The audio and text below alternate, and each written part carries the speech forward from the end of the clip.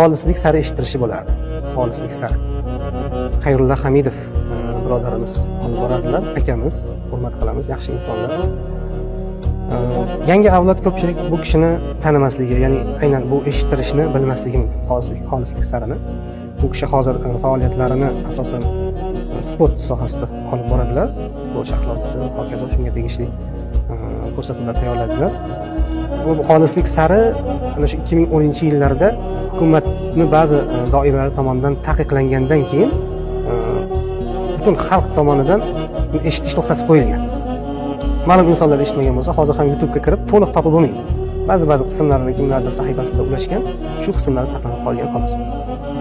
Lekin ana shu 2003-2004-yildan 2008-2009-yillar 5-6 yil mobaynida ummatning qalbiga yetib borgan. She'rlari ham, hikoyalari ham, boshqa eshittirishlari ham.